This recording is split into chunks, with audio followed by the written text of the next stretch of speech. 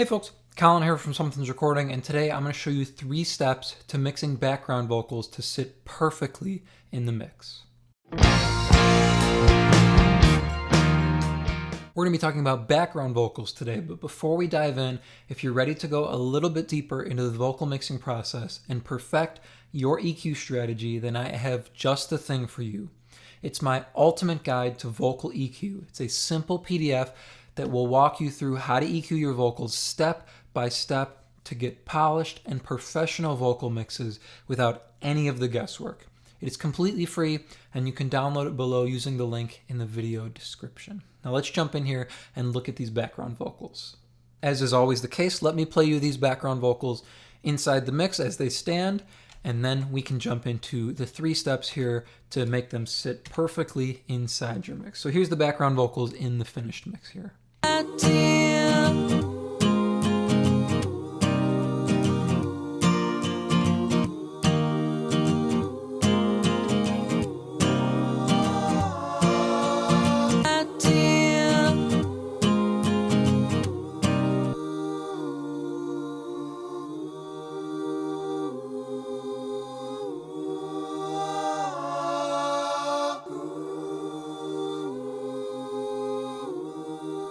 You can hear how our background vocals are spacious, they have some reverb, they have the nice pretty top end, but they don't have any of that muddy mid-range or low mid area that cloudies up the mix and makes it hard for them to sit properly inside with the rest of the tracks.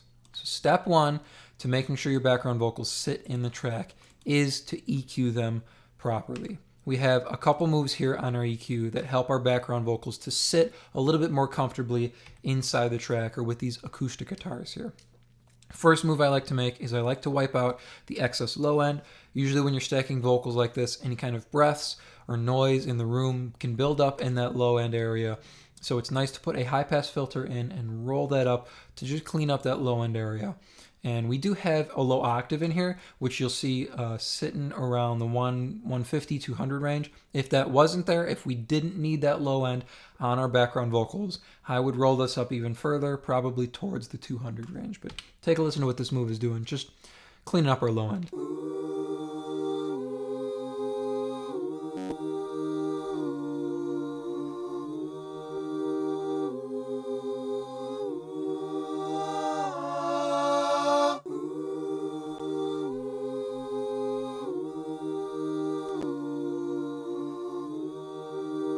So you can see all that room noise down there, all that rumble. We don't need any of that coming up, especially if we layer any compression on and all these stacked vocals. That can come up and that can become audible very quickly. So just rolling that off, making sure none of that comes up. And again, if we didn't have that low octave there, sitting around the 150 or 175 range, I'd roll this up even further just to be even safer.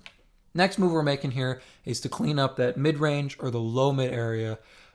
Again, stacking a bunch of vocals together, there's going to be some buildup in the low mid area. So usually around 300, 350, 400, there's going to be a buildup of all the low end on the stack of vocals. So we have 4 vocals here.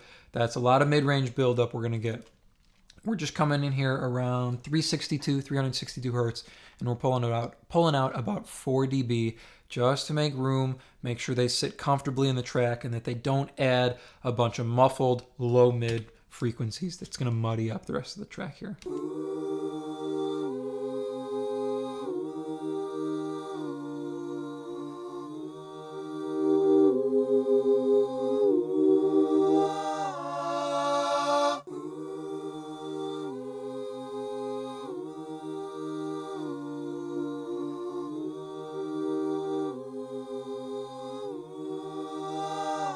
So you can hear that build up there around the 300, 400 range.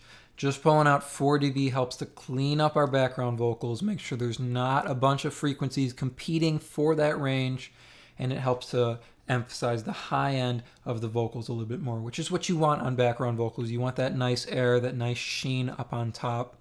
And getting rid of all of this mid-range here, make sure that when we add them in with the acoustic guitars, the electric guitars, or with the lead vocal, there's not a big hump in the low mid, because all of them are contributing frequencies to the low mid area. We don't need this frequency range on our background vocals, so we can pull it out, and you can get pretty drastic with it too. The more background vocals you have, the bigger the stack, the more you usually have to pull out in the low mid area to make them sound natural, to make them sound clean.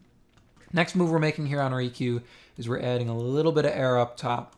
Because of the microphone we used, we don't need much air up top.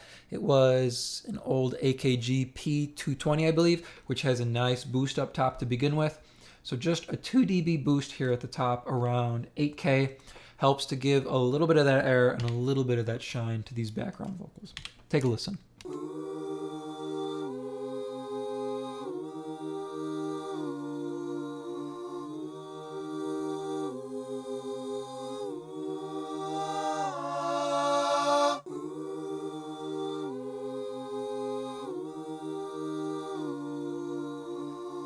You can hear that shimmer's there before. We're just pulling it up, emphasizing it, bringing it out a little bit so you can hear it more clearly inside the track when we throw the rest of the instruments in. So that's step number one. Step number one is to EQ them so they sit a little bit more comfortably inside with the rest of the instruments, and so they sound a little bit more natural, a little bit more clean. We don't have all that mid-range buildup, we don't have any excess low end, and we can emphasize that nice shine up top. Step number two, is compression. I love using this LA2A style compressor or the Tube Comp in Studio One on background vocals. A normal LA2A will sound great as well. I love the vibe I get from this compressor, and I like how smooth it is. On smoother elements like this, the background vocals are long, sustained elements. There's not a lot of humps, there's not a lot of spikes. So throwing this nice tube compressor on really works nicely with these background vocals. Take a listen before and after, and you can see how much compression we're doing.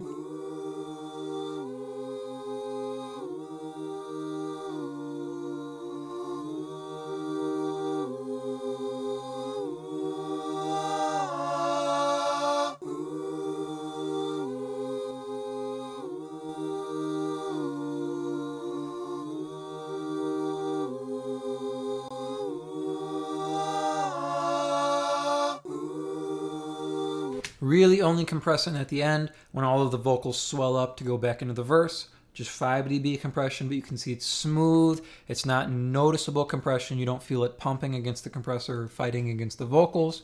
And it gives the vocals a nice warmth from this tube vibe or this tube LA2A style compressor. So that's step number two, is we're putting on a little bit of compression. If you have smoother background vocals like this, shoot for something that's a little bit smoother, like a tube compressor like this.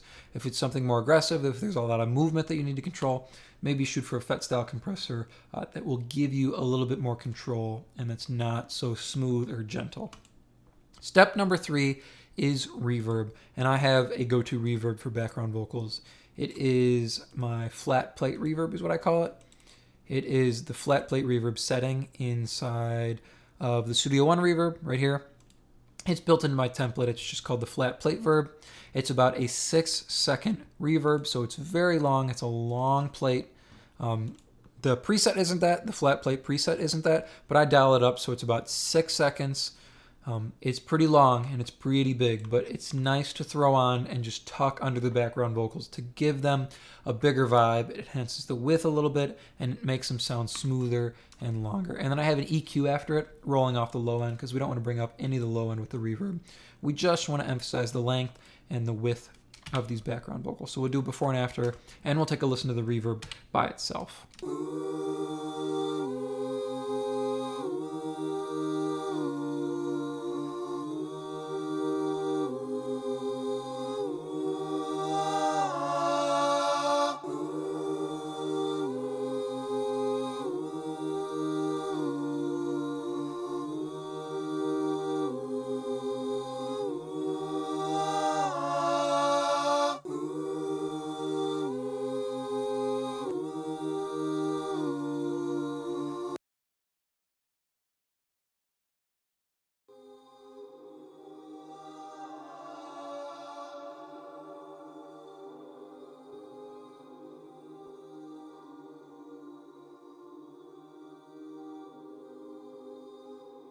You can hear our reverb helps to give our background vocals a little bit more depth. It helps to sit them back in the track a little bit so they're not so up front. You don't want your background vocals to be way up front. that is the duty or the position of your lead vocal. You want them to sit back a little bit. You want them to sit on the sides, especially widespread like this. With our stack of, what do we got, 9 background vocals here, or 3 of 2. So 1, 2, 3, 4, 5, 6. I'm sorry, 6, well, 8. We got another octave down there. So we have 3 pairs of 2 spread wide like that. We want them to be wide. We want them to be pretty. We want them to have a little bit of length and a little bit of depth. You don't want them to sit up front and be so harsh. So that's what our reverb helps to do. It helps give them a step back, helps them stay pretty, and it gives them a little bit of that length and a little bit of that tail. Take a listen to the end here, and I'm going to turn off the loop. So when we get to this end and they swell up, you hear the reverb spill over a little bit, which is nice going into our verse section.